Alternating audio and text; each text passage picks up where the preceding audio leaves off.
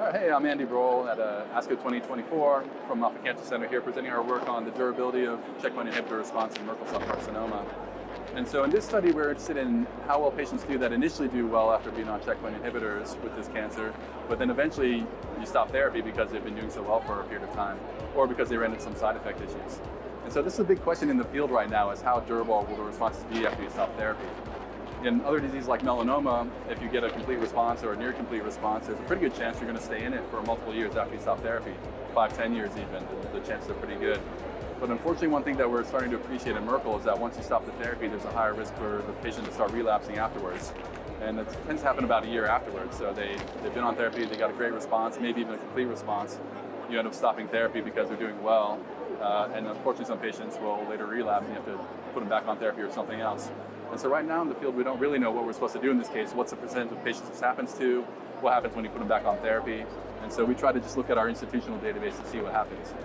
And so we were able to come up with 45 patients that were treated in this way with anti-PD-1 or anti-PD-L1. These patients all had a good response to start and then stopped for a reason other than progression. So they were still in a good response when they stopped.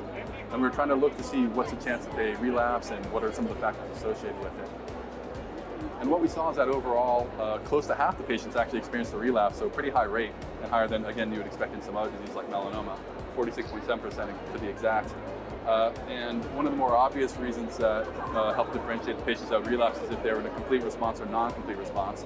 Obviously, if you're in a complete response, you have a better chance of staying in response later and being maintained, whereas in a partial response, that you're more likely to relapse later. And the other thing we found that was quite interesting is that there's two different genetic subtypes of Merkel cancer. One is a viral type that's driven by a virus called the Merkel cell polylomavirus. Another is a UV subtype, so it doesn't have the involvement of this virus, but it's started more by UV radiation, more similar to other skin cancers.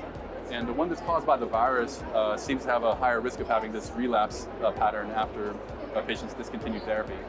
And so this might be very relevant for patients as we're trying to decide how long to keep patients on therapy and when to discontinue, whether it's safe to discontinue. The patients with viral related tumors may have this higher risk of not being able to discontinue therapy without relapsing. The only other good news was that the patients that did relapse and need to be retreated with therapy, we often put them back on the same exact therapy they had responded to before. And most of the patients did quite well with the re-challenge. About 80% of them or so had a good response, a good disease control to re-challenge, whereas only about 20% were refractory when they got re-challenged. So we still had a good salvage option, even in this scenario where the patients relapsed. So that was reassuring that and increased, I guess, our safety of doing that maneuver for our patients. But we think that this data is going to be very important for the field in helping for physicians making decisions about when it's safe to stop therapy and what we really need to be looking to do afterwards if patients are in a good response, but what to do next.